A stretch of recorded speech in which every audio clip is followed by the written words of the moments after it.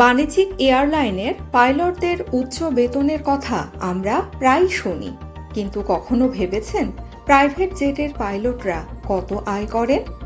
যুক্তরাষ্ট্রের 2026 সালের তথ্য বলছে একজন প্রাইভেট জেট পাইলটের গড় বার্ষিক আয় প্রায় $1,31,000, অর্থাৎ বাংলাদেশি মুদ্রায় প্রায় 1,60,00,000 টাকা।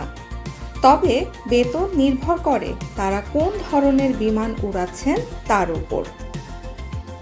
উদাহরণ হিসেবে বিলাসবহুল গালফ স্ট্রিম G700 বা G800 বিমানের একজন সিনিয়র ক্যাপ্টেন বছরে $3,45,000 থেকে $4,34,000 পর্যন্ত আয় করতে পারেন।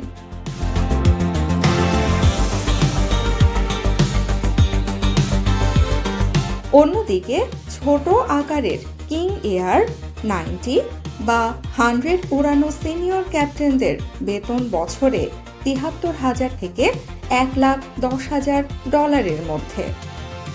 তুলনা করলে দেখা যায় যুক্তরাষ্ট্রের বড় এয়ারলাইনগুলোর সিনিয়র ক্যাপ্টেনরা বছরে $4,50,000 বেশি আয় করতে পারেন। তাহলে প্রশ্ন হলো, বেতন কম হওয়া সত্ত্বেও অনেক পাইলট কেন প্রাইভেট জেটে কাজ করেন? এর প্রধান কারণ জীবনযাত্রার মান বা কোয়ালিটি অফ লাইফ। বাণিজ্যিক এয়ারলাইনের পাইলটদের প্রায়ই বিভিন্ন শহর ও দেশে রাত কাটাতে হয়, কিন্তু অনেক প্রাইভেট জেট অপারেটর পাইলটদের নির্দিষ্ট রোস্টার, কম ভ্রমণ এবং পরিবারের সঙ্গে বেশি সময় কাটানোর সুযোগ দেয়। আরও একটি বড় কারণ হলো কাজের ধরন।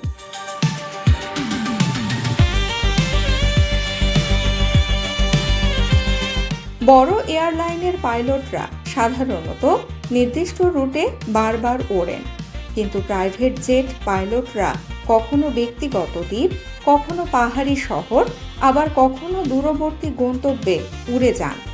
বিশেষজ্ঞরা বলছেন, বেতন গুরুত্বপূর্ণ হলেও অনেক পাইলটের কাছে স্বাধীনতা, নমনীয়তা এবং জীবনযাত্রার ভারসাম্য আরও বেশি মূল্যবান।